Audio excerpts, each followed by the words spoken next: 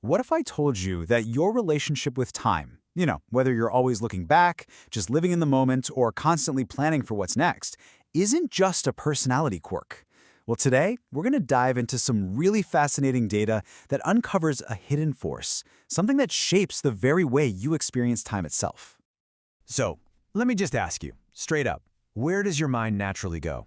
Are you someone who kind of replays the past, or are you all about soaking up the present moment? Or maybe you're always 5 steps ahead, planning out the future. Just take a second and think about it. What's your default setting? Now, you probably think your answer is just about your personality, right? You're either nostalgic or mindful or maybe just really ambitious. But what if the data is telling us it's something way deeper, something that's practically hardwired into the operating system of how you see the entire world? To really get this, we need a framework. We've got to look at these underlying codes that don't just shape what we think is important, but how we actually experience reality, including time itself. And that framework is called spiral dynamics. Now, don't get hung up on the jargon. All you really need to know is that it maps out different worldviews. It calls them vMemes, and these are basically value systems that pop up to solve the problems of a specific time and place, what the model calls life conditions. And here's the absolute key. Your dominant value system, it isn't just a preference. Nope, it's an adaptive strategy. And as we're about to see in the data, that strategy actually requires you to operate in a specific time zone, past, present, or future, just to survive and thrive. So, let's do it. Let's take a tour of these different realities of time. We're going to look at the hard data and see how these different value systems create completely different worlds, each with its own totally unique relationship to the clock and the calendar. First up, we've got the orange vMeme. This is the worldview of achievement, of strategy, of innovation. And this quote, it just nails the mindset.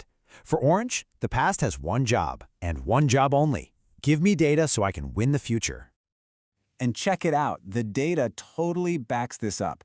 Across a global sample of over 1,400 people, there's a negative correlation here. All that means is the more your mind is wired for orange achievement, the less time you spend dwelling on the past.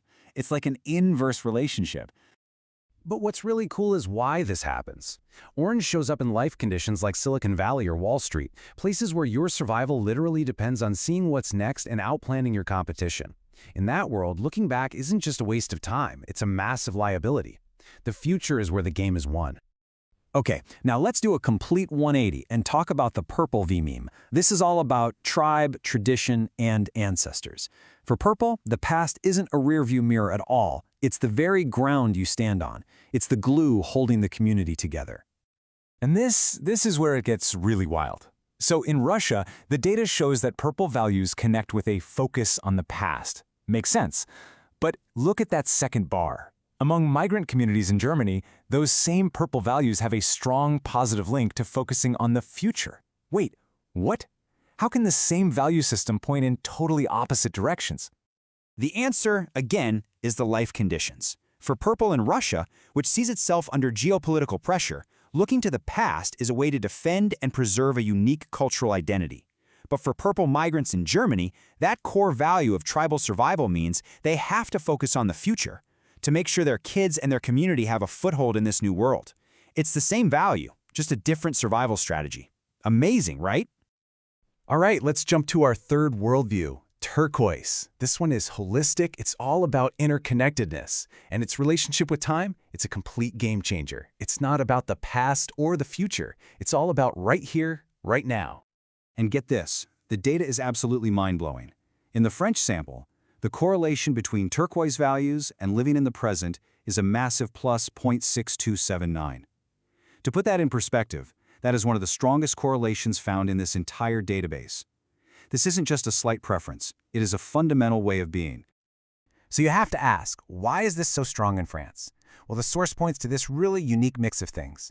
A deep philosophical tradition that values the present moment, a cultural pushback against that relentless Anglo-Saxon hustle culture, maybe a collective need to find stability after national traumas, and, a social safety net that makes a more contemplative life actually possible.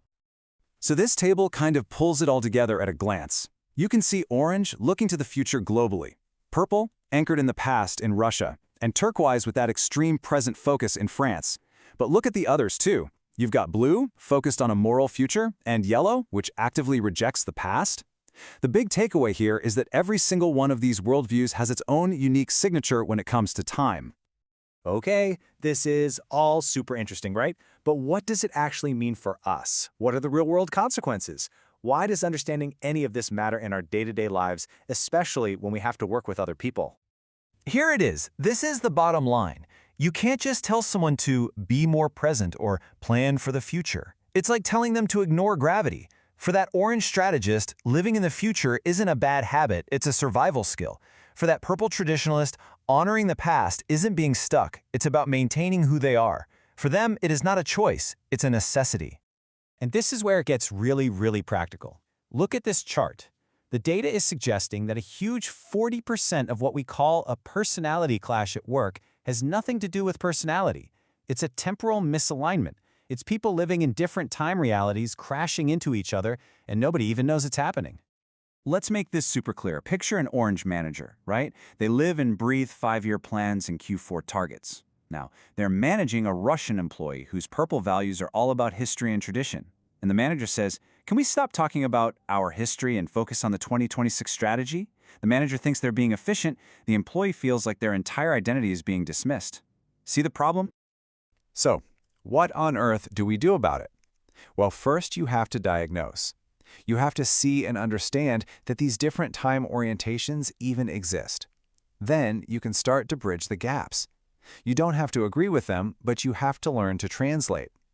Frame a future goal in a way that honors a past legacy. Frame a present moment need in a way that serves a future strategy. It all comes down to tailoring how you communicate, not demanding that everyone see time your way. And that really leaves us with one final, pretty important question to chew on. As we're all out there making our big plans for the future, are we building things for just one way of experiencing time? And in the process, accidentally shunning out everyone else? It's definitely something to think about. Thanks for tuning in.